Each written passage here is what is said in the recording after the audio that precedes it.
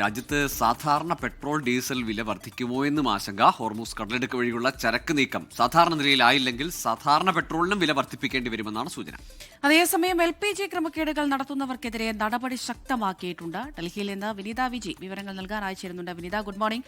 കഴിഞ്ഞ ദിവസം പ്രീമിയം പെട്രോളിന് വില വർദ്ധിപ്പിക്കുന്ന ഒരു സാഹചര്യത്തിലേക്ക് കടക്കുകയുണ്ടായി. പക്ഷെ അപ്പോഴും സാധാരണ പെട്രോളിനും ഡീസലിനും വില വർദ്ധിച്ചിട്ടില്ല എന്നുള്ളത് ആശ്വാസകരമായിരുന്നു. പക്ഷേ സ്ഥിതിഗതികൾ മാറുകയാണോ?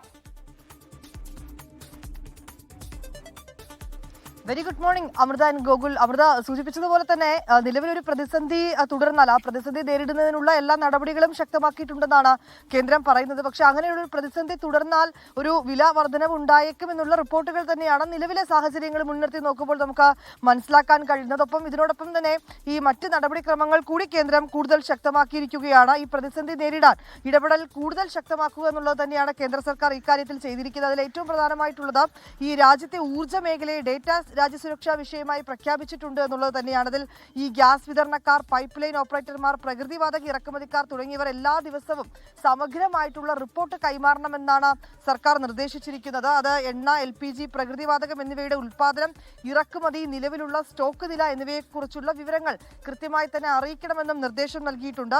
ഈ കേന്ദ്രീകൃത തത്സമയ വിവര സംവിധാനം എന്നുള്ളത് തന്നെയാണ് സർക്കാർ ഇക്കാര്യത്തിൽ ലക്ഷ്യം വെച്ചിരിക്കുന്നത്. വിതരണ ശൃംഖലകൾ നിരീക്ഷിക്കാനും അടിയന്തര സാഹചര്യം ഉണ്ടെങ്കിൽ അതനുസരിച്ച് കൊണ്ടുള്ള ഒരു ഇടപെടലുകൾ നടത്തുക എന്നതുകൂടി ലക്ഷ്യം വെച്ചുകൊണ്ടാണ് ഇങ്ങനെയൊരു നിർദ്ദേശത്തിലേക്കടക്കം എത്തിച്ചിട്ടുള്ളത്.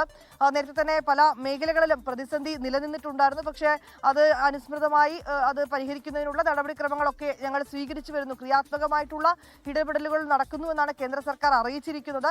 പിന്നാലെ ചെറിയ തോതിലൊക്കെയുള്ള ഒരു ഇറക്കുമതിയൊക്കെ ലക്ഷ്യം വെച്ചിട്ടുമുണ്ടായിരുന്നു. പക്ഷേ ഏതെങ്കിലും തരത്തിൽ ആ പ്രതിസന്ധിയോ ഷോർട്ടേജോ ഉണ്ടാവുകയാണ് എങ്കിൽ നിലവിലുള്ള ഒരു വില വർധനവിലേക്കടക്കം പോകുമെന്നുള്ള വിവരങ്ങൾ തന്നെയാണ് ഈ ഘട്ടത്തിൽ നമുക്ക് ലഭ്യമാവുന്നത്.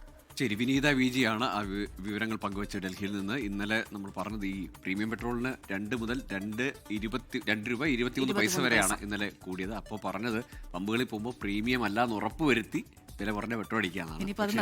അത് നടക്കില്ല എന്നൊരു ആശങ്കയാണ് ഇപ്പോൾ പങ്കുവെക്കാനുള്ളത്. ലോകത്തെവിടെയായാലും ഏത് സമയത്തും 24 വാർത്തകളും ഓഗ്മെന്റഡ് റിയാലിറ്റി പാക്കേജുകളും എക്സ്പ്ലെയിനറുകളും വിശദമായി കാണാൻ ഞങ്ങളുടെ യൂട്യൂബ് ചാനൽ നിങ്ങൾക്ക് സബ്സ്ക്രൈബ് ചെയ്യാം.